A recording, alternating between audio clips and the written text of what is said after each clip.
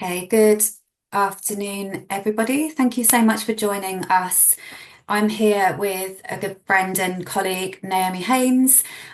We are talking today about how to kickstart your health and wealth in 2025. So I'll tell you how the session is going to run. We'll tell you a little bit about who we are to start with, the connections between health and wealth, and then I'll lead with some tips for a healthy 2025 before Naomi finishes off with her amazing steps to financial freedom. And we do have Q&A after each section. So welcome again, and this is just an introductory session from each of us. If you do want to learn more, then we'll tell you how to get in touch. And no matter where you are with your health or your financial planning, we hope you take something from today. But of course, there's a lot more to dig into. Feel free to put questions into the chat, and there are no silly questions. We'll try and finish by 1:15 or sooner, depending on how many questions we have, but we are free for questions after the event. So I'll tell you who we are. So I'm a BANT registered nutritional, a BANT registered nutritionist, a CNHC registered nutritional therapy practitioner, to get the names exactly right. I'm a breathwork coach and a mental health first aider. And I mostly work with employers giving nutrition talks, workshops, mini consultation days, team building days, and health writing services.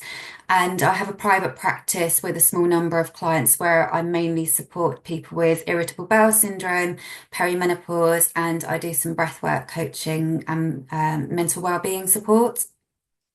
And then we have Naomi. So Naomi, if you want to lead. Yeah. Oh, well, hi everyone. So I'm Naomi Haynes, and I run a financial planning business. I'm all about helping empower people with their money, helping them understand it, get control, and just get their money working hard for them with down to earth, easy to understand financial advice. Thank you, Naomi. And so I'll now share a little about why Naomi and I came together with our separate specialisms. So there is a really strong relationship between health and wealth, and it it's great to have money for lots of different things, but it ultimately gives us choice and options in life. And as you can see, that then opens up options that specifically relate to your health. So the quality of the food that you have, where you source your food from, the access to different lifestyle choices, perhaps if you want to have some kind of fitness membership or the right kind of clothing to exercise in, or even traveling to places to look after yourself, what kinds of healthcare you have access to. And of course, everything costs money. So anything that's going to enhance the quality of your life, we need money for. And your freedom to choose how you transport yourself around. And of course, when you want to work, how you spend your rest time, when you're going to retire, and how much of a focus you want to give to family and well-being as well. And then you need your health to give you the freedom to allow you the finances to do all of that. So you may have heard the phrase, if you don't plan for your health, you better plan for illness, which we don't really want. So we're here to help you to work on both and have more choice in everything. And of course, to follow interests and travel freely, that all costs money. And there is a strong relationship between financial well-being and mental well-being because, of course, worrying about finances is one of the biggest contributors to mental health issues, especially in the wake of, the pandemic and the financial situation we find ourselves in. So I'm going to give my 6 tips for a healthy 2025, and hopefully there's some difference to some of the other um, messages you might have been receiving. And my first tip is to start small. So we see a lot of messaging around, especially in January or New Year, New You, Veganuary, give up this for January, lots of different ideas that you can do something quite big and grand, and that there's generally a health benefit, promised with that. And some people do function really well with these big challenges, and some people are really motivated and inspired to do that. And then, for some of those people, they then take that on as a lifestyle, which may suit certain individuals. But for many of us, actually taking gigantic steps it's so prohibitive in the long term that we can set ourselves up for failure, disappointment, blaming ourselves. And actually, choosing to not do something that you enjoy, whether that's cutting down or completely abstaining from it, is often likely to create a rebound effect where after you've had a set period of not having the thing that you are going without, that you could end up going overboard once you allow yourself permission, or even losing that sense of control over something that actually, in moderation might not be too much of an issue. There are lots of sad instances of people following extreme diets or even, just simple methods around restriction that then become a disordered eating pattern or even an eating disorder. So I'm all for moderate and small manageable things that you're actually going to enjoy to support your well-being and do things that are aligned with who you are and what makes you tick. And doing small things repeatedly is easier to keep going in the longer term. There is an idea, and this correlates a lot with the ideas of financial investments as well, of the compound effect. And so I have a book that I would recommend anybody to read, which is called The Compound Effect: Jumpstart Your Income, Your Life, Your Success by Darren Hardy. And he shares some analogies of how this might look with health practices. And he demonstrates how if you do small things regularly, that adds up to big results in the longer term. Whereas somebody who puts themselves on a diet once a year, for example, is not going to see the same incremental improvements to their health. And I'd really encourage you to look a bit further into that. And there's also the idea of the 1%. So um, there's another author called James Clear who talks about how if you aim for 1% improvements rather than 50% or 100%, actually that 1%, it has that compound effect over time. So it's better to look for those small improvements, and you're going to get better results from those. And some ideas of how this might look would include introducing one extra portion of vegetables, or it could be fruit, it could be any other type of plant, herbs, spices, grains, etc., per day. And then once you've got used to that, you could then try adding another portion. So you're gradually increasing the number of different vegetables, for example, that you eat, and that contributes to improved variety in your food choices, and it's really good for your digestive system as well. And other ideas would be things like just one extra glass of water per day. If you can find one time in the day where you can have a reminder that, oh, this is the time when I have that extra glass. So it might be after work or when you get up or, at a certain break in your day. And then that will over time help you to increase your water intake. And with movement, it could be whilst you're waiting for the kettle to boil, or whilst you're brushing your teeth, or drying your hair. You could introduce some, it could be something like calf raises or squats, or just, bouncing them up and down, or, sort of swinging your arms around. It doesn't matter, but just bringing little movements into your day. I think Dr. Rangan Chatterjee calls it movement snacks. So that's a little idea that makes it easier to move your body more often each day. And then tip two is to make it fun. And focusing on things that you don't love the sound of will be hard to keep up. And that goes for that taking things away from yourself that you actually enjoy.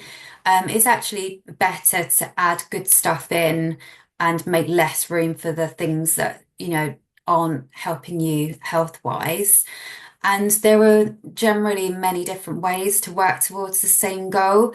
So, if you look at food, you don't need to follow a specific way of eating to see health benefits, when you could try many other different ideas. So, for example, different cuisines around the world. You don't need to eat the same way that somebody else does to get the same results. It's better to try different things. And we do have to do things we don't want to do. And for some of us, it's harder to be motivated to do those things. But starting with more enjoyable experiences as a priority can be more motivating, and then open the floodgates for more improvements to your lifestyle later on.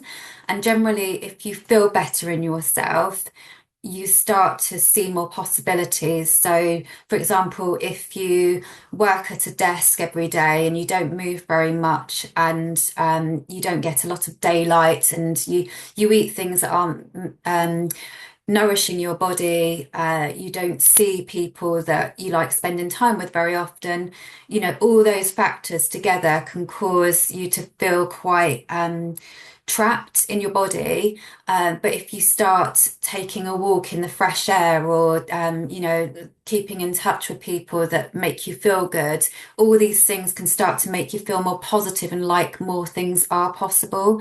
So that's a little idea there. So things that might help, also, finding a fun way to move. So maybe reframing the word exercise to movement, and it could be dance, it could be um, manically, doing the housework while singing and at the top of your lungs to your favorite music. It could be anything. It doesn't have to be going to a gym and doing reps, or going for a run. If you love running, great, but do things that you enjoy.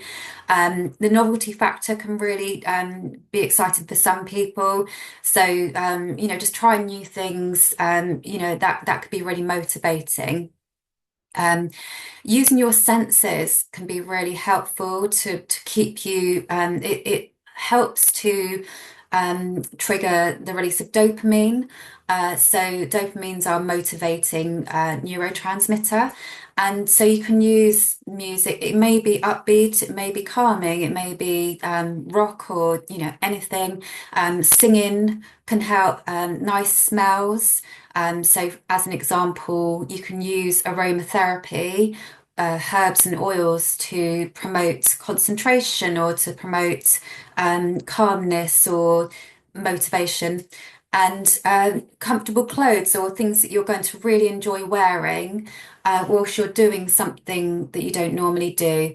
And I would also say wearing clothes that fit you well is really important in general for your sense of well-being and your physical comfort. So often we hold on to clothes that don't fit us particularly well, and that can be quite bad for your self-esteem. It can make you feel physically worse. So I would say just focus on the clothes that make you feel good, and wear more of those. And community and being around people can be a real motivator to do anything. So it could be trying out new places to eat, and trying new cuisines. It could be going to a place where you can try a new hobby or a dance class or walking with a friend. There's lots of ways we can bring our well-being into being with other people. And cuisines again, so especially for people that lots of people have different needs with their eating behaviors, and we're all different. There's not one way that everybody should eat. So some people have sensory problems with textures or tastes or different things. And some people find certain foods boring, or they prefer blander foods. So I would say experiment with different cuisines from around the world. If you find eating healthily, the idea of it sounds, just makes you think of rabbit food and salad. There are so many recipes from around the world that can make it interesting again and help you to use ingredients that you wouldn't normally use. So I've got a couple more tips around that to follow. And rewards. So much like the senses, you can actually either, depending on how your brain works, you can either have a reward that you're working towards, or some of us, including myself, need something to be happening whilst you're doing something you don't want to do. So it might be that you find, we're not talking about housework today, but I find certain types of housework quite tedious and boring. So I'll put some music on, or I'll be having voice notes with a friend whilst I'm doing it. So you can find lots of ways to just tack rewards onto things that you find difficult as well. And then understanding your brain. Uh, so our brain has been designed the way it is now for thousands and thousands of years. And the brain is actually doing a lot of things for us on autopilot. And therefore, much of what drives us to behave in certain ways or crave certain foods can actually be almost automatic and going on behind the scenes. And if we aren't aware of all of that, it can be easy to do everything on autopilot because we're not mindful of what the brain is up to. So I thought it might be helpful to share a few of the strategies that the brain has. It's basically trying to keep us alive, and it's trying to protect us from predators and from things like potential germs and infections. And it's not really evolved that much since we were nomadic and hunter-gatherers. So one of the things it would do is try and encourage you to get the quickest fuel possible when you're tired or emotionally drained. And the quickest fuel is glucose, which is sugar. So that's one of the reasons we crave sugar, even though it might not always be the best thing for us. So knowing that, and that that's what your brain is doing, helps you to be a bit kinder to yourself and go, oh, that's my brain taking over, but I can do some other things, which going to share shortly. It can also stop you from eating, and it can make you eat less or feel quite repulsed by the idea of eating or the smell and so on. And for some people, unfortunately, it can cause them to have the need to get rid of what's in their tummy. It can cause people to have upset stomachs and, need to go to the loo more often. That's all happening because of what the brain is up to. And the brain is receiving messages all the time from the more conscious mind. So what's going on with your thoughts, your emotions, and then the brain is also getting messages from the body. So if you're quite inflamed because of the foods that you are eating, the body will be telling the brain something's wrong, we're under distress, something's irritating us or the body. That could be that you're eating lots of sugar, which is possibly causing a bit of inflammation. It could be that you've got an imbalance of the bacteria in your digestive tract, which means that you might have the more mischievous types of bacteria can cause a bit of inflammation. They can interfere with your digestive processes. So those messages are all getting to the brain, and then the brain is deciding what to do with that information, and it is quite primitive. So it will just do things that it was designed to do thousands of years ago. You might find that you crave salt, especially when you're tired, and that is because the adrenal glands need electrolytes, especially salt, to make your stress hormones. And so you do need other things as well. You need magnesium and other minerals, but often when we crave salty things, that could be one of the reasons is the effect of stress on the body. And of course, your brain will cause you to fight, flight, or freeze, or feel that need, even though the thing that's causing that threat might be being stuck in traffic, or having to do an interview, or your laptop not working, as an example. Your brain still thinks that you're fleeing from some kind of mortal danger. So it will cause you to generally, flight and freeze are more common responses, but freeze could be kind of a shutdown, not being able to respond to things properly. So that could look like feeling too tired to move much, or needing to spend a lot of time alone, for example. And withdrawal is an interesting one, because what would happen when we were wild creatures is uh, things like some kind of wound from being, attacked by another human or an animal, or even a cut that just got infected. That could be life or death. And so we would go and hide to recover and stay away from predators, because obviously when you're wounded, you're quite vulnerable. That response still is within us now. So when we are inflamed by lifestyle, or stress and lack of sleep and so on, then we still have that drive to withdraw, and that's kind of what depression looks like for some people. So these are all different things that are going on with our brains and driving our behaviors. But we can create better strategies knowing all of this, and make some plans to help override our default settings a little. And often people feel like they have poor willpower, or then they're not very good at sticking at things, and feel quite inadequate.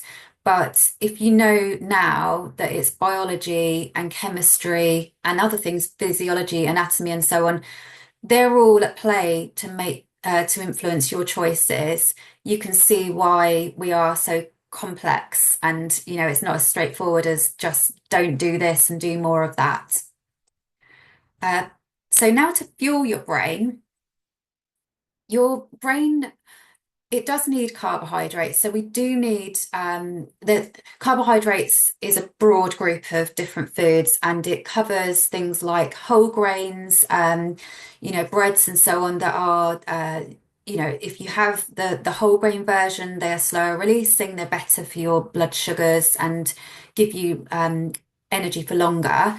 Then you've got things like fruits, which if you eat whole, they are nice forms of energy and full of nutrients. But the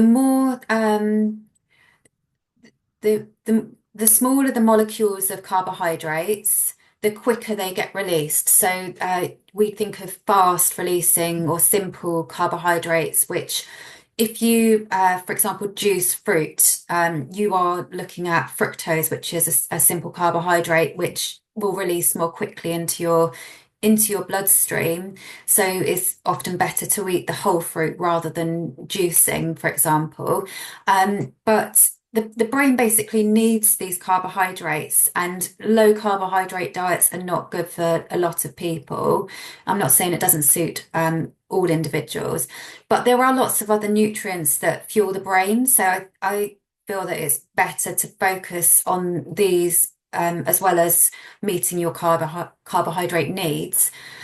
So protein is another broad group of foods that you can get foods that have protein and carbohydrates and fats all in them together.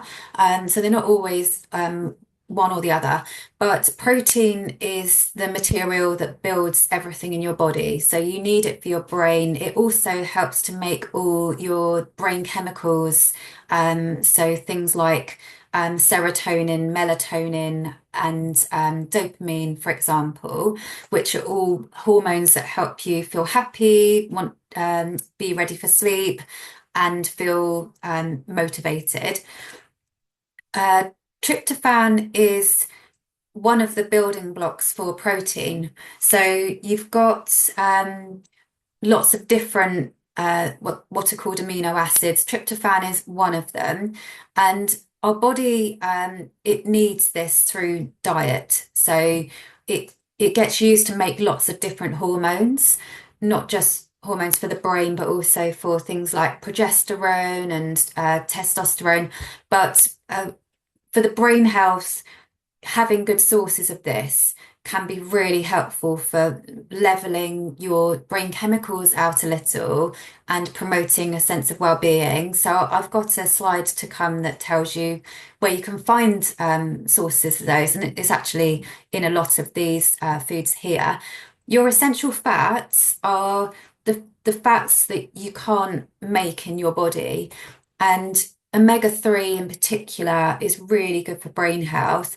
And we find this mostly in oily fish like salmon, mackerel, anchovies, etc. So it's helpful if you do eat fish.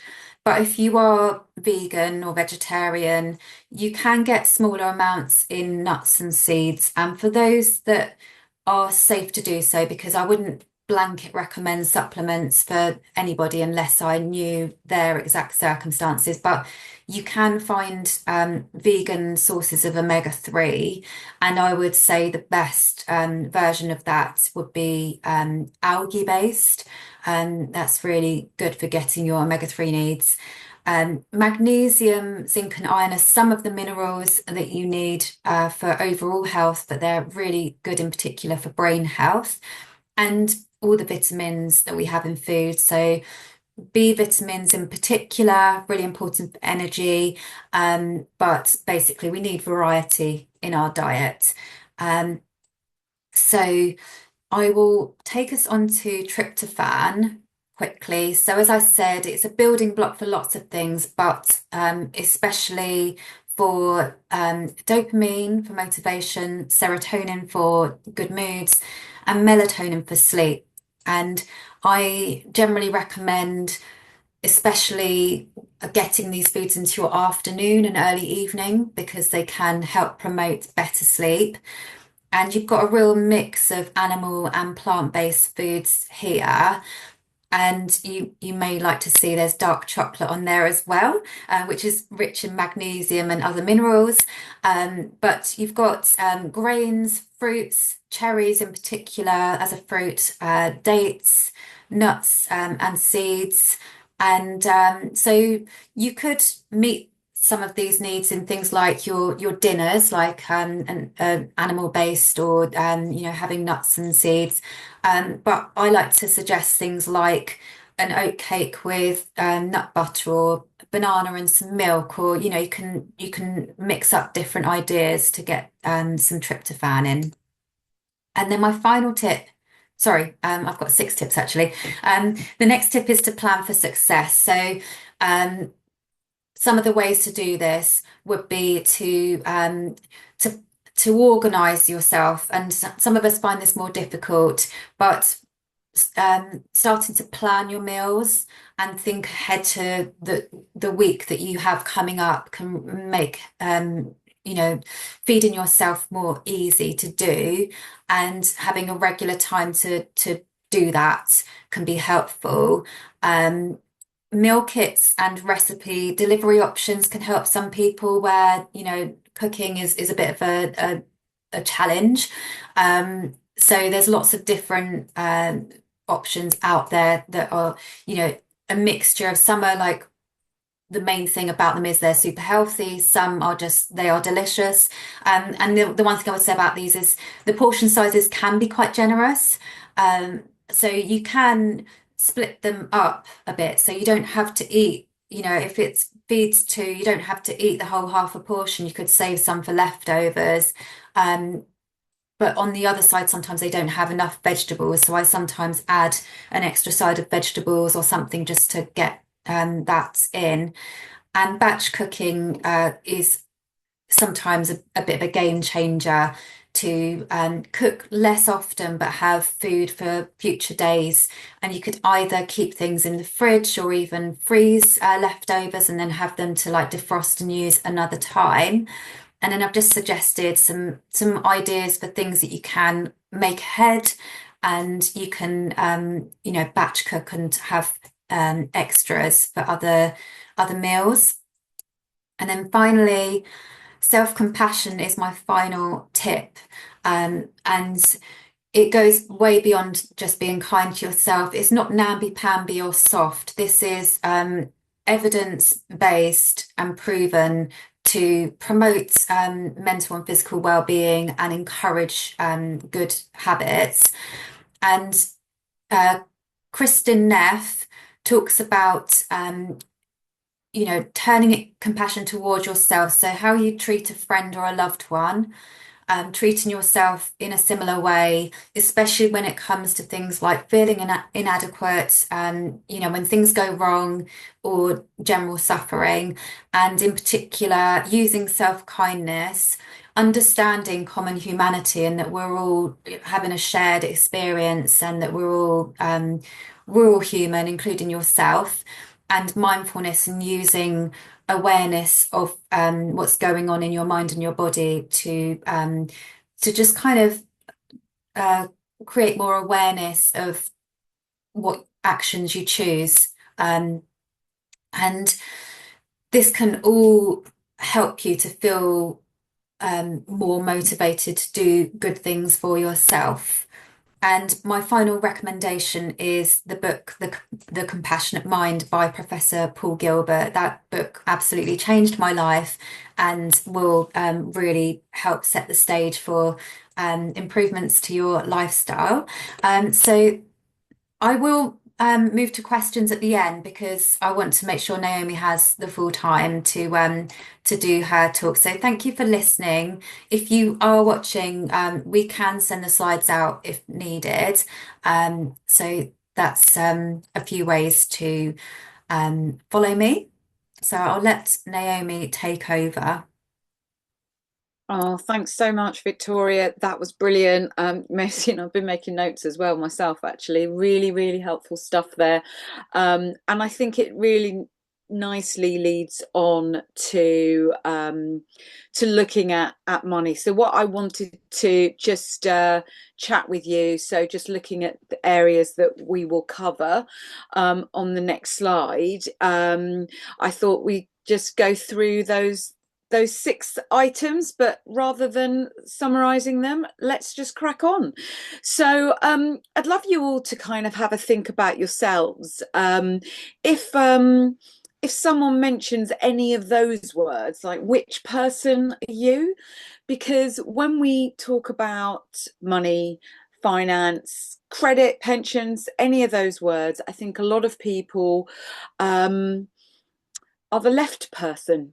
rather than the person on the right that's feeling quite relaxed and happy. So I think it does really lead on quite nicely from looking after yourselves physically to looking after yourselves financially as well. So shall we just crack on with some areas that can help you achieve financial freedom, feel less financial overwhelm, feel in control, feel empowered to make everything happen? And as Victoria said right at the beginning, unfortunately, with pretty much most things, if we don't have the money, it can make a lot of other things really challenging.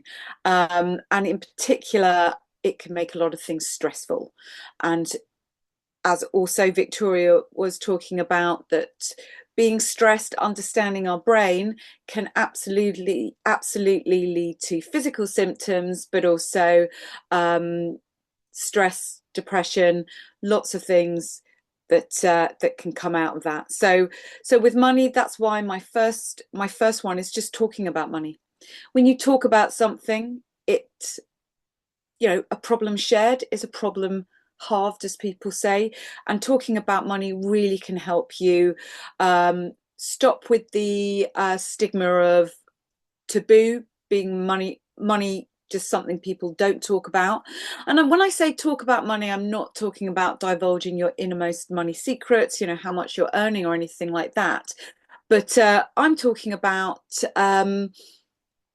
just talking about, it could be something on the news, it could be how people budget, it could be about how people save, it could literally be anything that's on your mind, something you don't understand. I recommend that people look at having, if you're in a relationship, have a money date. Having a money date once a week, just talking about it, doesn't have to be kind of you're there on Valentine's Day, but it's really important to make sure that you are talking about money, and particularly if you've got a partner. Finances will impact each of you and how you feel about them. So sharing that and making sure that everything is organized, everything is out there, anything you're worried about, anything you don't understand, or just trying to pick a topic to talk about, whether that's about pensions or savings, children's financial education. I think one lovely way of talking about money is to talk to your children about it, to whether, however young they are, play games about money, whether it's shopkeeper apps or whether it's literally having a look at what budgeting apps there are that you can get for your phone. And I can definitely tell you that I've got 3 teenagers in the house, and I'm sure they probably are much better on phones and with apps than I am. So that's like the first tip. I'd like to go on to the next one, and that's about debt. Now, debt can feel really overwhelming. There's a lot of psychological factors when it comes to debt. Debt can really feel like a huge burden and huge weight is on your shoulders. So here I talk about, there are a couple of ways that you can start tackling debt. You may not have heard of them as the avalanche method or the snowball method, but just know that there are different ways that you can tackle debt. Now, there isn't a right or wrong way. You may think that maybe paying off the highest interest rate first in your debt may be the best way to start. But if psychologically, at least just getting rid of the sheer number of debts, maybe if you've got a small amount on a credit card, you've got a personal loan, and you've got if you've got an overdraft, if you've got a mortgage, having a think about which one will have the biggest impact to you psychologically, to either make a dent in or just to maybe pay off those small ones. So it's a lot of that is about psychological factors as well as what may make the most sense to you as well. I also recommend that when it comes to having minimum payments, so in particular when it comes to credit card debt, try, and even if it's just to overpay a little bit, just to try and pay just that little bit more than the minimum payments that they ask you for, because you can find that just paying the minimum payments means that you may never pay off a credit card debt, or it may just take such a long time. And sometimes just a little bit will help. just as Victoria was talking about, that compounding effect doesn't have to be large to make a big impact. So, and I think that that works not just with food, and I think that that book looks really interesting. I'm definitely going to have a look at that. There are compound effects when it comes to paying off debt, when it comes to making small improvements on your health as well as your finances. And then yes, budgeting. The word budgeting can fill people with dread, so call it a spending plan. Reframe it to be something that helps you know what you can afford and what you can't. And and then if debt is just getting really overwhelming, just remember you're not alone. There are lots of experts out there that can help you. And don't be shy. Don't try and tackle this on your own. Um, the next tip is about having a really solid foundation to your finances. Now, that's a rainy day fund. This is having money in the bank that you can access easily and immediately, but that is not earmarked for something else like a holiday or something. So I recommend having an easy access account. Make sure that you're getting a good rate of interest on it, because having money in the bank can feel very counterproductive when it comes to price rises. Money in the bank now will likely buy us less in the future, but if we're at least getting some interest on it, it can help. But having an amount that can help you if something goes wrong. Now, it's really difficult for someone else to say what works for you, because everyone's circumstances are difficult and different. You know, a good starting point is to think about 3 months worth of essential expenditure, but really that will look different for everybody. So have a think about, look, what if your boiler breaks? What if the car breaks down? What if your cat or your dog needs some emergency vet care? Even if you've got insurance, what are the excesses? What's covered? What's not covered? Have a think about what could happen when you least expect it. Also, bear in mind these things tend to happen all together, and just have that money there. And again, if you don't have an emergency fund, if you don't have a rainy day fund, don't panic. Don't suddenly have to come up with a few £1,000s or anything. Start small. Just start saving a small amount every week, every month, whatever works for you, in the way that it works for you. And you'll be very surprised at how quickly that can build up as well.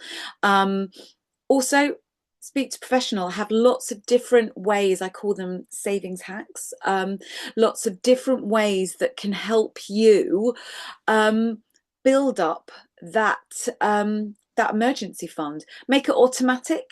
There are things called roundup accounts, which are savings accounts that can round you up to the nearest pound. If you spend £5.70, you can save 30p. Doesn't feel like it's having an impact.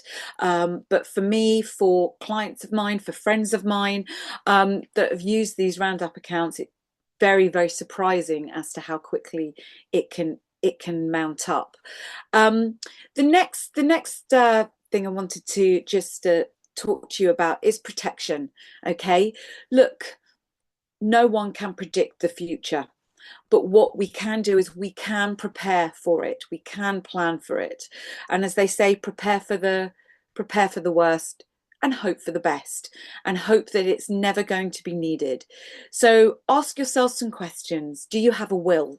That's the first thing. People are very surprised and think that you don't have to have a will, or you may even think that you've got one. So again, speak to an expert. If your will's not been reviewed over the last few years, if you're married, anything like that, all of that can change, or even mean that you don't have a valid will in place. But ask yourself some questions, and I've got these questions here. What would happen if you are too sick to work? How will your bills be paid? And I'm not talking about if you've got cold, or if you're not well and you're off work for a few days. What if something happens and you're off for 1 or 2 months or more, for years?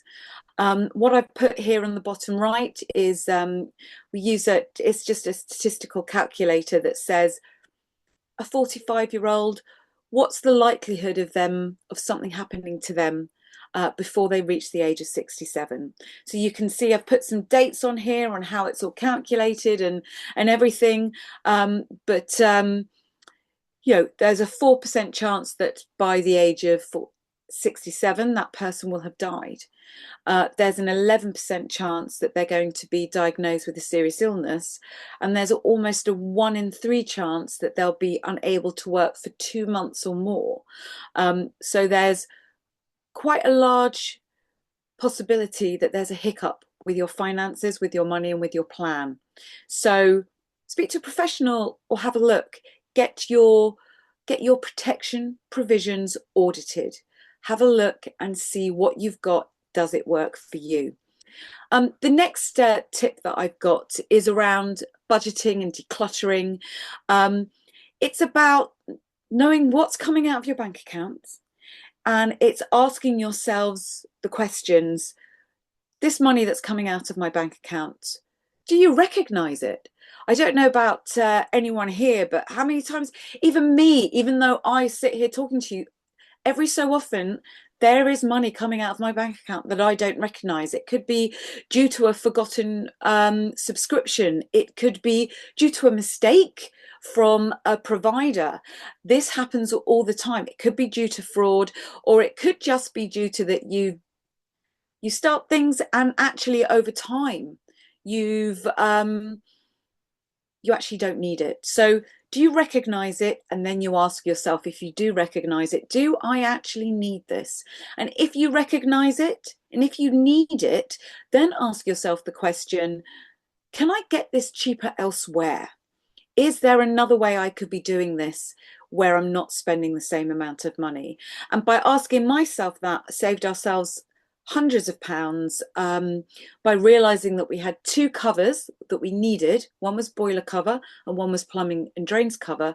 But actually, when we realized that they both were covering us for about the same thing. So when I started calling them up and asking them, what am I getting? Can I get this cheaper?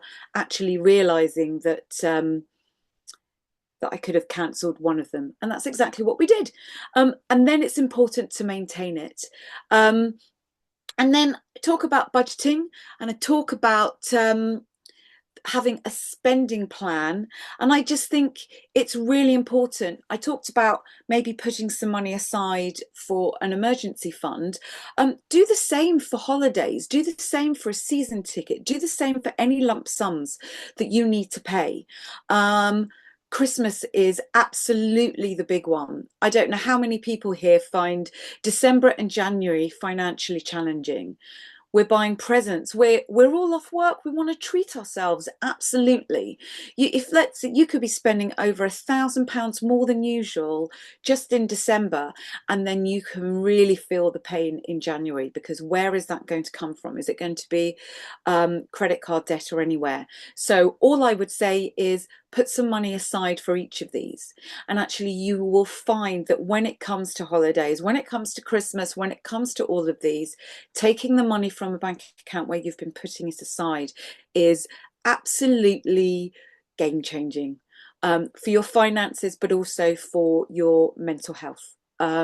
So having lump sums come out, and January is also really difficult for those people that are self-employed and maybe have a tax bill which will be coming tomorrow. So putting money aside little and often really, really helps. And then my last tip is all about the P word. People don't like it. People, you're fun. Remember that first slide, people covering their faces. Mentioning the word pensions can be really stress inducing. They're difficult to understand. They feel like there's something for the older generation, when actually all the pension is a way of saving and securing your future and that of your family. So I've just got some tips here when it comes to your future, when it comes to pensions. Is first of all, state pension. We all may or should be entitled to be paid some money by the state when we reach our state pension age. Have a look, Google state pension forecast, and make sure you regularly check and make sure that you are on track for a full state pension. Don't necessarily pay money to fill the gaps, but maybe seek advice or speak to them and see whether you'll be able to fill those gaps before state pension age. And if you can't, then consider about filling the gaps. And that's really important. I've also recommended you look at filling gaps if you need to before April 25, because after April 25, you may not be able to fill gaps more than 6 years ago. And so a lot of us may have gaps from a long time ago. You can currently fill them and you may not be able to after April. If you are employed, if you have the option to have a workplace pension, definitely opt in because your employer has an obligation to contribute into it as well. It may mean that you're paying into the pension yourself, but this is all looking after your future self as well. So definitely look into that. And then maximize pension contributions. They can help you in lots of different ways. There's tax relief on them. And just bear in mind that look at your pension, look at what you've got, know what you've got, and how long it will last you for. No one wants to be asked the question, what would happen if you lived too long? Because that should be a good thing. But when it comes to finances, it could be a really bad thing. So little can help as well. So just like Victoria said with her first tip, small changes can have a large amplified impact as well. And they can also help you when it comes to things like child benefit. You can get that back, and also free childcare. So look at getting help and advice. And I just want to kind of end my part on pensions about the gender pension gap. That's something out there that means that by the time we all get to retirement age, women on average have less to see them through their later years than men. It's that simple. There's a gap there. There's lots of reasons for it. And we need to work together to make sure that it doesn't impact us and to reduce that pension gap there as well. Bear in mind that women, we live longer and actually have higher medical bills throughout our lives. So really, if anything, we need to make sure that we're looked after in the later years and that we don't work really hard now and then suffer for it with our money having not worked hard enough right back for us. So so that's all I'd really like to say. And just end with, when it comes to money, it can be confusing, it can be stressful. And as I say on the next slide, don't feel that you're alone. There are lots of professionals out there, lots of people that can help you on your financial journey. And that's really it from me. And I think that because it's a little bit later, should we just go on to any questions? And I don't know if anyone's got any questions, but actually, Victoria, I hope you don't mind. I had a question for you Yeah. because you were talking about cravings and understanding your brain and everything. And I'd love, like, maybe just a couple of top tips on what to do about sugar cravings, because I find, particularly when I'm working, particularly during the day, and how it's best to manage that, because I do get a lot of those. Yeah, thank you, Naomi. So, first of all, making sure you're meeting your protein needs can help, and also protein when you have those cravings can help to fill you for longer. So, depending on whether I know you're vegan, Naomi, but for everybody else, we've got lots of animal sources, including meat. Fish, dairy, eggs, etc. And then for vegetarians or vegans, we've got nuts, seeds, pulses, lentils, things like tofu. There's lots of different choices. Even broccoli, as a vegetable, is the highest source of protein. Another trick is to make sure, for example, that your breakfast is really well rounded with good sources of fats and proteins in it, and it will last you longer and curb the cravings. Sometimes going too long between meals can actually cause you to crave sugar in particular. So making sure that the gaps are not too big and that it is actually okay to have, a well-placed snack and, just making it a good quality one. Um, And also, I find that cinnamon is a really good spice to support good energy and to curb. Well, it's more to help the energy that you have consumed to get into the cells properly, so you feel more energized. So that's a few different tips, and thank you for that. And I apologize. Firstly, there was a lot to cover, so we have overrun a little. And I apologise because I left Naomi very little time to do. We've got a question in the chat room as well. So Perfect. Let me so see. Caroline, thank you so much. So what's the one thing picking out of here? I would just say talk about money, because I think everything comes from here. Money dates are powerful. If you don't have a partner, you can have a money date with a friend. You can literally have, as I say, with your children. Talking about money can help you work out a lot of different things, and if you can't, then it will at least help you lead to the next best thing. So Caroline, great question, and I would definitely just start off with one thing, talk about it, because I think all the rest will lead from there, and it will help you reduce that stigma and taboo around money. What's yours, Victoria? Well, that's a really good question. So, of course, there's so many different things. It depends how you tick. So for me, the one thing that is really supportive of overall health is to have a few minutes each day to do something calming. So it could be meditation, it could be walking in fresh air. But if you do something that helps to promote relaxation, then overall that's going to help your mental state and your mindset and make you feel like it's easier to do some of the other things to support your well-being. So I would just find at least one pocket of time each day to do something. It doesn't have to be the same thing every day, and do something again that you like. So find one way to spend a few minutes on yourself. That would be mine. Thank you. Um, so I'm conscious of the time, and thank you so much for our guests for We've staying got with one more us. question. We've got one more question Amazing. in the chat room. So just wanted to say thanks loads, Sam. We'll be really quick about that.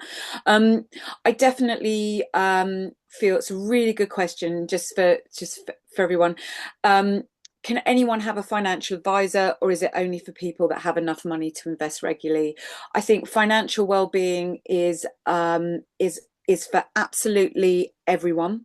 Um, and actually, in your question, you talk about a financial advisor, and actually, I think it's really important to distinguish there are financial advisors and there are financial planners as well. And I think that having a financial planner is absolutely for everyone, because that can help you plan and prepare for the future.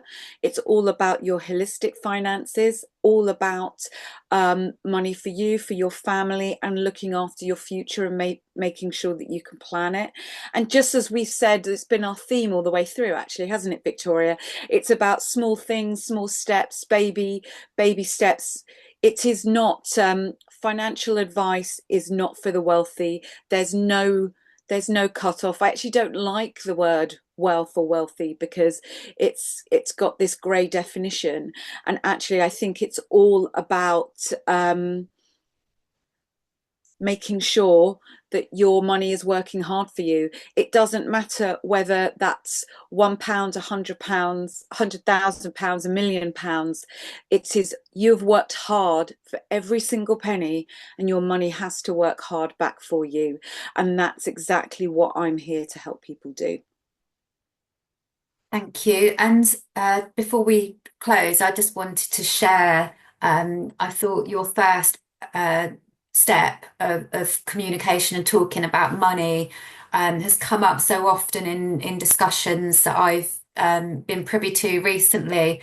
And you don't know what you don't know, and then you can just hear from somebody else about a particular situation somebody's found themselves in, or some kind of financial investment that you knew nothing about. And, of course, communication helps us all to learn ways to be better with our money. But in the particular discussion I was in the other day, this lady didn't have a pension. She was in her 40s, and she has property from an ex-partner and an adult son and a live-in partner who doesn't have his name on the mortgages. And so she was asking about what would happen if she did pass away and what would happen to her partner. And of course, it's things like that where until you know um, what would happen to your estate, if you no longer were there to make decisions,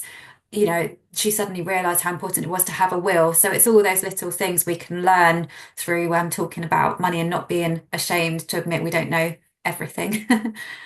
No, absolutely brilliant. I love that. You don't know what you don't know. So you're absolutely right. So thank you. Well, thank you, Naomi, and thank you so much, everybody, for staying with us. And of course, I'll just pop onto the last slide for Naomi's details as well. But we are around for any messages or emails, so do reach out to us if you want to discuss anything further.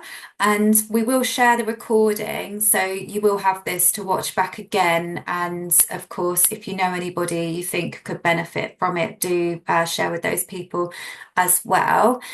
So thank you again, and we hope that you've come away with something really actionable from our talk today.